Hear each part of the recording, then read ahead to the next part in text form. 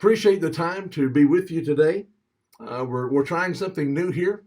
Of course, John is working on a class on Wednesday evenings on the book of Philippians, and checking with the elders and talking with John.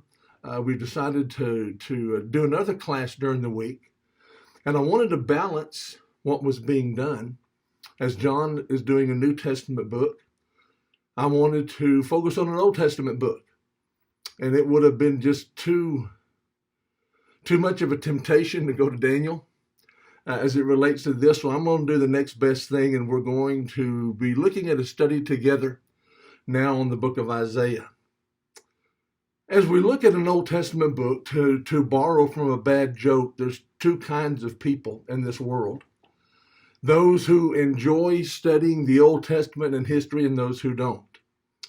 If you're going to get the greatest benefit out of the study of the Old Testament, especially out of a highly prophetic book such as Isaiah, we need to have a working knowledge of biblical history to understand how these things developed, what was going on as a background, what was going on in the culture. What do other books have to say about it? It's just key for us to be able to understand history from that perspective. For that reason, for those of you who are on our Facebook page, today I loaded 2 documents onto that page. One is going to simply be entitled The Bible History Timeline. And we're going to look at some dates that I hope that you will eventually commit to memory.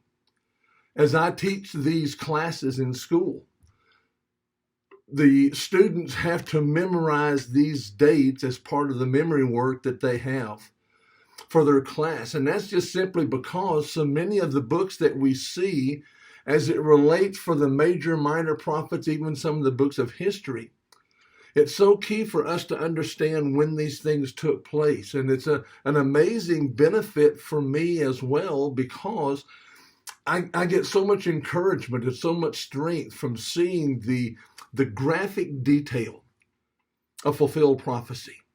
We're going to talk some about prophets today in the introduction. This lesson, and maybe the next lesson that we'll do, we're going to be introductory matters. And then we'll start diving into the text of the book of Isaiah. We've got 66 chapters. We've got a lot of ground to cover. Some of that will be covered in great detail. Some simply will not.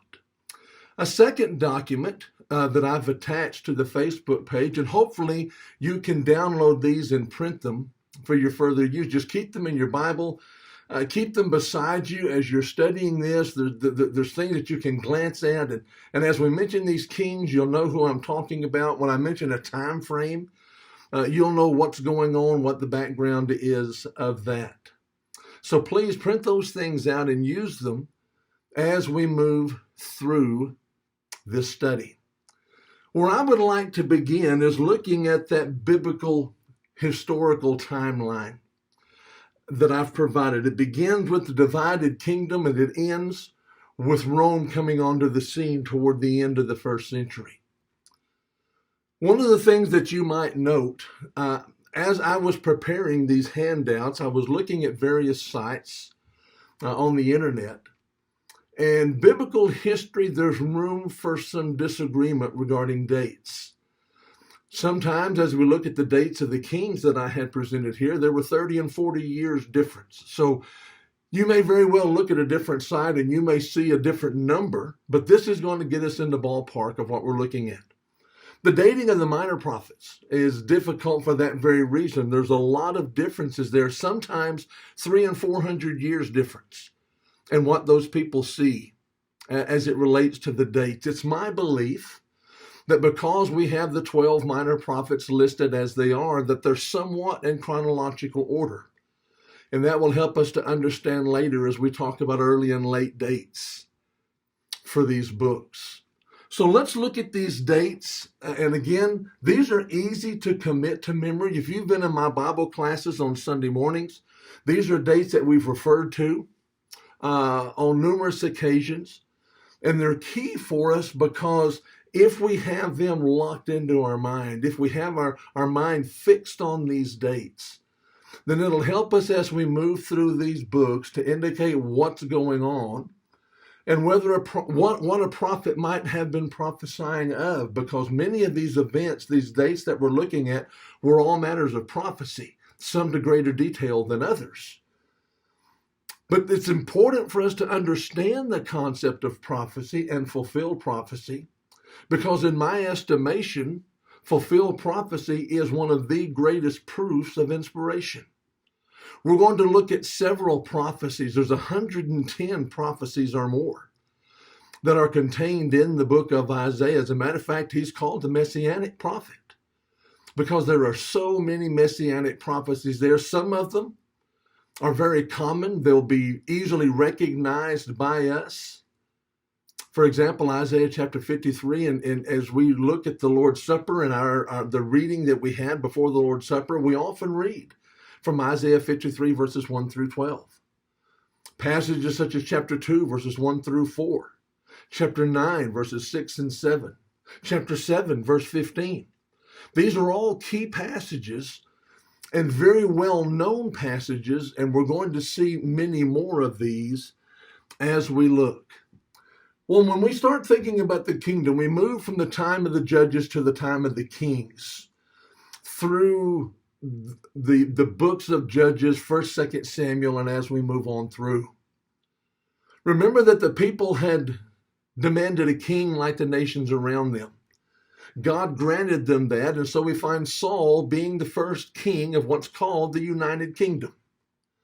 We see Saul, we see David, we see Solomon, 3 kings during that time, all 3 ruling about 40 years.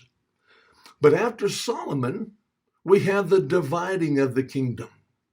And that's going to be divided into 2 sections. There's going to be Israel, which is the 10 northern tribes, and Judah, the 2 southern tribes. This list that I gave you, the second list that you see of those kings, speaks of those of the northern and the southern empire that's seen. The kingdom divided about 931 BC. Part of the message of the prophets, a major portion of the message of the prophets, had to do with captivity. And we remember that historically, biblically, there were 2 major captivities that involved God's people, the 12 tribes. The next date we want to look at is 722 to 721 BC. That was when the 10 northern tribes of Israel were carried off into Assyrian captivity. We'll discuss that more as we get into the book of Isaiah, because Isaiah speaks of that. And as a matter of fact, Isaiah prophesied just a little while or a little bit before that time came. Something about 20 or 30 years was all that was to transpire from when Isaiah began to write until those 10 northern tribes were carried away by Assyria. The second major division of historical events has to do with Judah being carried away into captivity. Remember that when the nations divided, one of the major problems that resulted for the 10 northern tribes was that of idolatry. You've got Jeroboam. You've got that northern king who decided to put shrines in Dan and in Bethel. And he put gold calves, in each of those places. And idolatry ran rampant then through God's people, through those 10 northern tribes. That idolatry was what eventually resulted in their being carried off into Assyrian captivity. Then sometime later, beginning in about 606 BC, we see Judah also being carried away into captivity for the same very reason, for idolatry.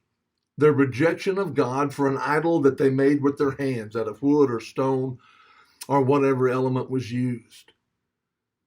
We only read of one carrying away into Assyrian captivity, but we see 3 waves of Judah being carried away into captivity. The first of these was in 606 BC, when Daniel, Shadrach, Meshach, and Abednego were all carried off into captivity.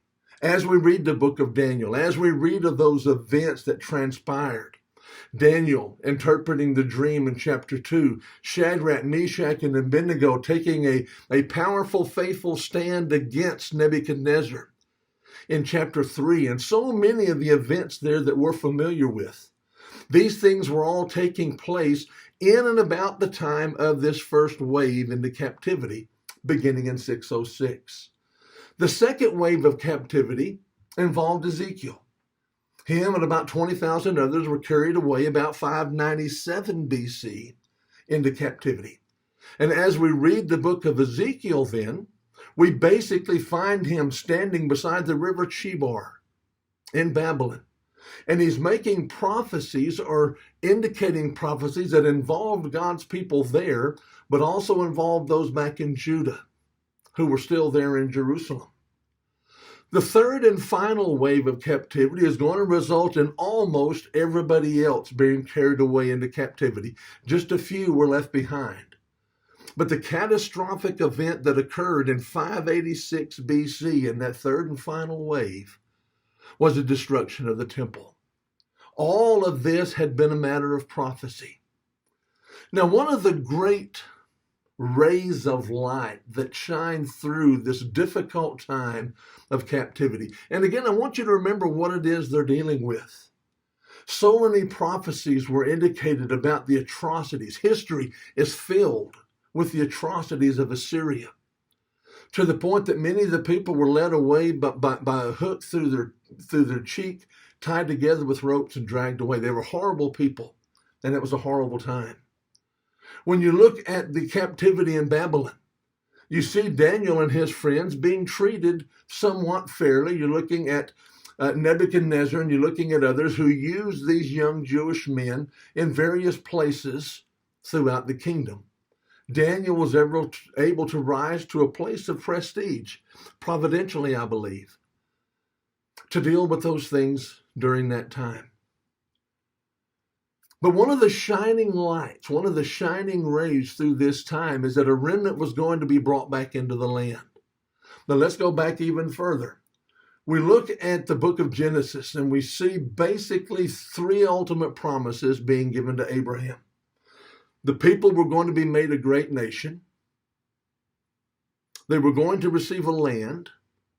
And through Abraham and his descendants, the seed promise was given that through his seed, all the nations of the earth would be blessed.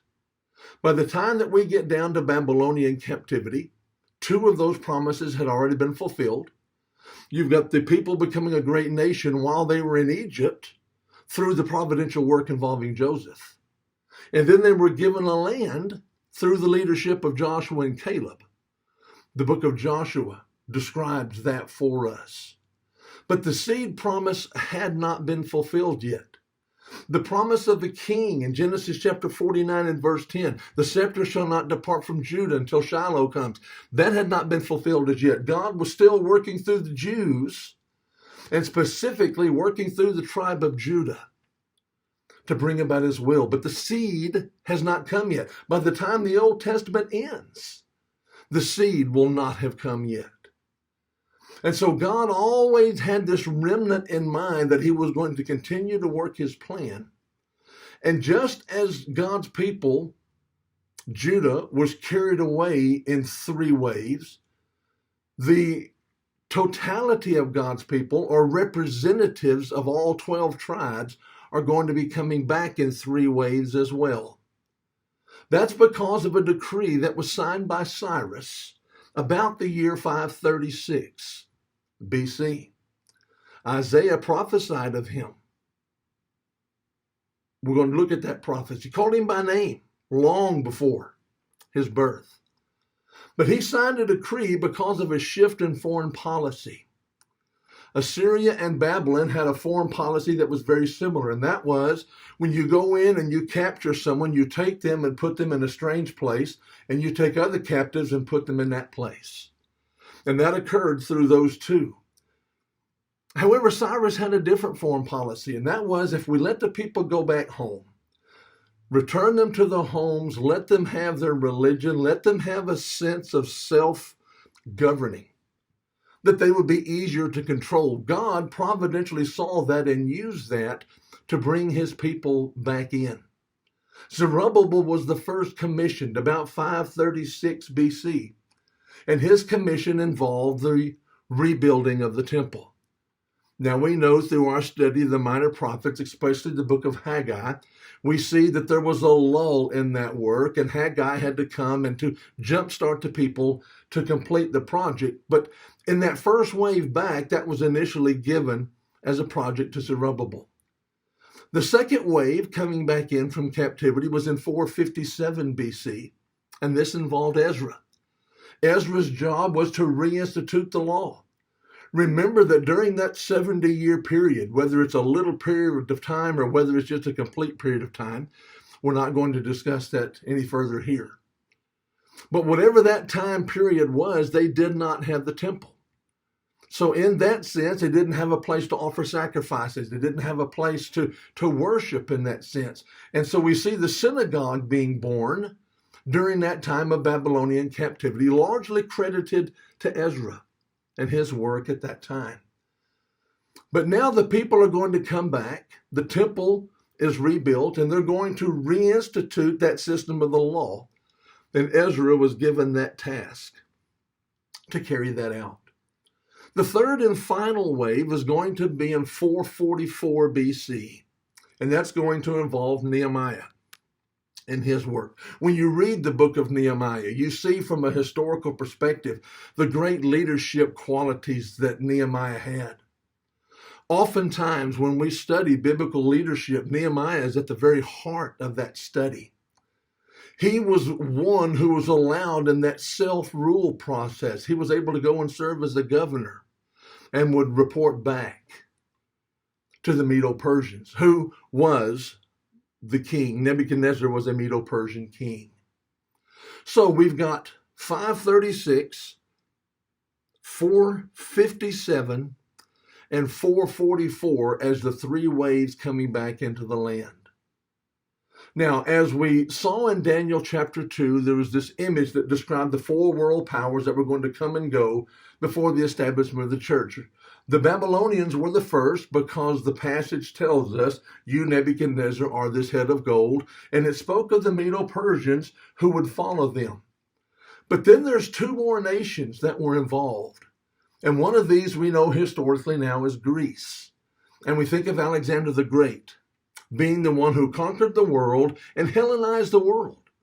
We see Greek being distributed, the Greek culture, the Greek language spread throughout in that sense. That occurred about 332 BC. Notice what we've indicated there. Our Bible, the Old Testament, closes with the words of Malachi about 430 to 420 BC. We read nothing of the history of Alexander. We see him by prophecy in Daniel and other places.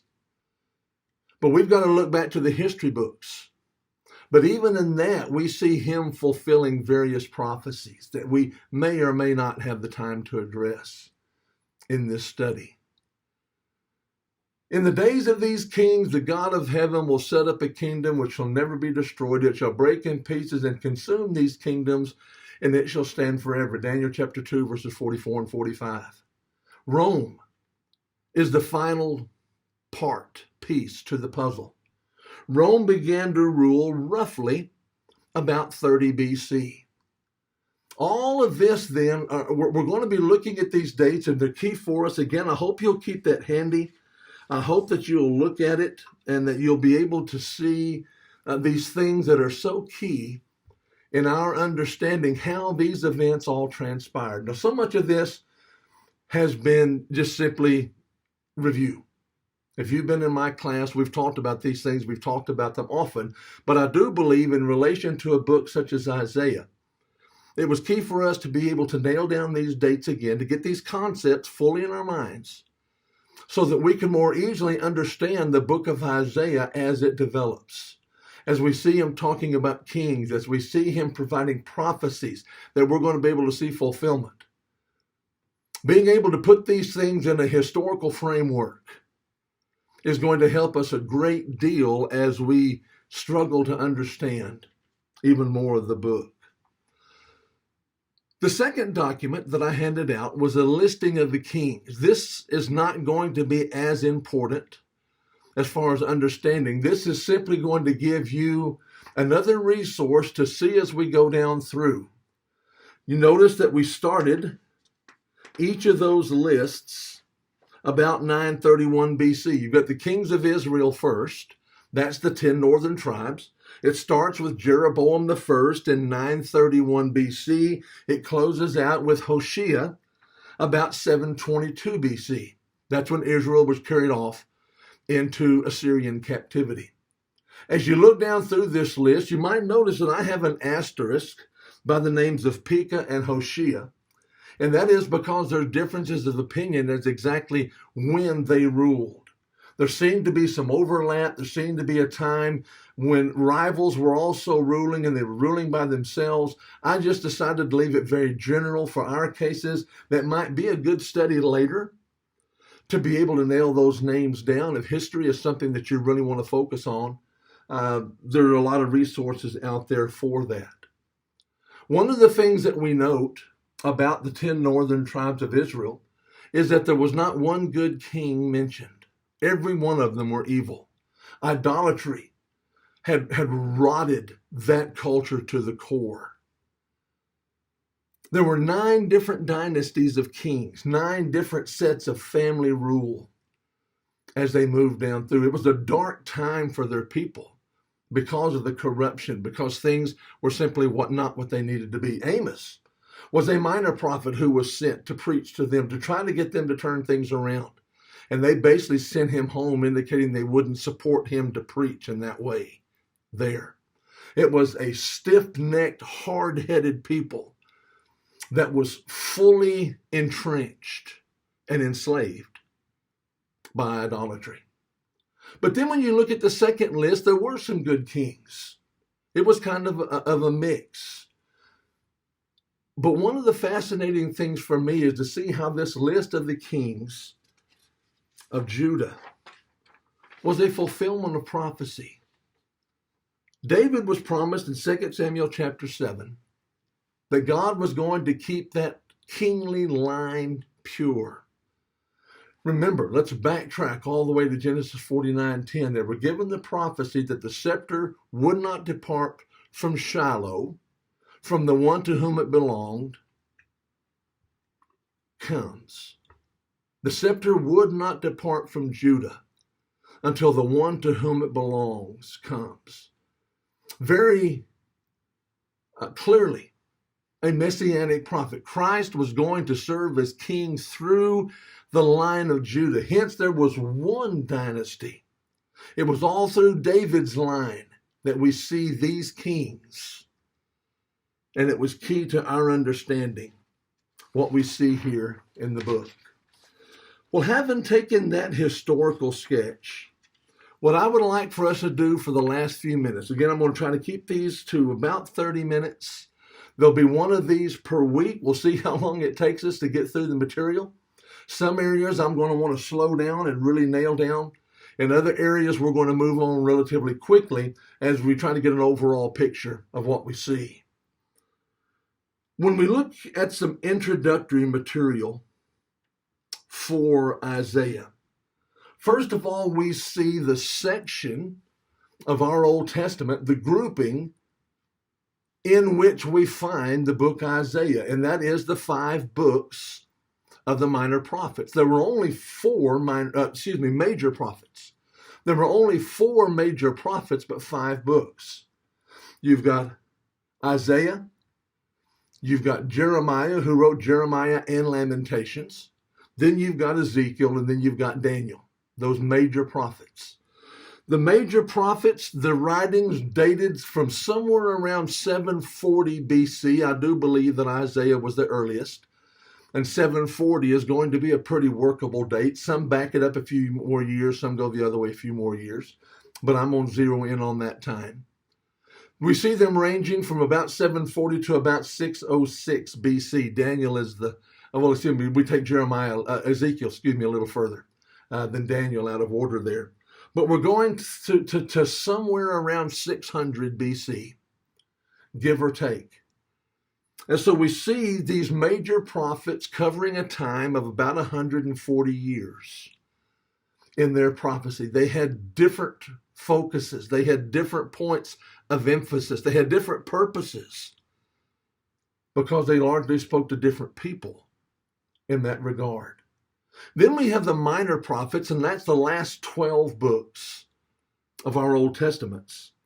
And they went anywhere from 835 to 430 BC. We have Malachi laying down his pen, the last of the writing prophets in that sense, hastening what we know as the period of prophetic silence, or the between the testament period. And through all of that, at the end of that, we see such great anticipation of the Messiah coming. We're going to emphasize that because, again, Isaiah is referred to as the messianic prophecy because there are so many times, well more than 20, that Isaiah is quoted in the New Testament. And it's so key for us to understand that. These 5 books comprising the major prophets do form a unified body of material. Now, we all remember the way that our Old Testament is divided. We've got the Pentateuch, the 5 books, or the books of law. And then we have books of history. Following that, we have wisdom literature or poetry, and that's Job through Song of Solomon. And then we have the major prophets, and then we close out with the minor prophets. We have 5 basic divisions in our Old Testaments. Let me also emphasize this at this point, because believe it or not, there are those who don't grasp this. There is no hierarchical difference between the major and minor prophets. We're not looking at Isaiah, Jeremiah, Ezekiel, and Daniel being a higher echelon of prophets, super prophets, if you will. The only difference between the major prophets and the minor prophets is in the length of the books. You see, it's not rocket science. The 12 minor prophets are just as authorized, just as inspired, and just as important for us to understand. But Isaiah, the book that we are studying now, has to do with those major prophets and what is being said. Well, the 5-fold division that we have is relatively new. For the longest time, the books of the Old Testament were divided into only 3 sections. Now, the same 39 books were involved. They just grouped them differently. And the way they were grouped was the law, the prophets, and the writings. The prophets was divided into 2 subgroups. You first of all had the former prophets, and this referred to Joshua, Judges, Samuel, and the books of Kings. Then you have the latter prophets. This is Isaiah, Jeremiah, Ezekiel, and the 12 prophets. Lamentations and Daniel fell into the category of writings rather than prophets there, though we do know that prophets were involved in what they did. This was simply a way of arranging the books. The designation major prophets basically came along when Augustine referred to the 12 as minor prophets. And so it was just a distinction that was set apart to show a different collection of works than the 12 that were recognized. Sometimes the minor prophets were referred to simply as the 12 in that sense. But when you look at the world of Isaiah, we're going to finish looking at this point, and then we'll be through for our time this session. He lived in the second half of the 8th century BC. The northern kingdom was in a state of decline. As a matter of fact, it's only going to be about 20 years from the time of Isaiah's work until the time that the 10 northern tribes, were carried off into Assyrian captivity. The southern kingdom was finding it difficult to remain neutral. There were so many countries around that would have been easy for them to align themselves with and to make allegiances. It was hard to stay neutral for them. 8 kings, by the time that Isaiah writes, had ruled over the northern kingdom, while 5 had ruled over Israel, or Judah at this point, There were also 8 rulers that are depicted over Assyria at this time. Well, Isaiah, according to chapter 6, verse 1, Isaiah chapter 6, verse 1, he began prophesying in the year of King Uzziah. Now, I believe we see the importance of the lists that I gave you. When you look at the kings that are referenced there, we can get an indication of when these things took place. So he reigned in the days of Uzziah. He continued to prophesy during the reigns of Jotham, Ahaz, and Hezekiah. That's found in Isaiah chapter 1 and verse 1. Of the kings of Israel, only Pekah is named in the book, chapter 7 and verse 1.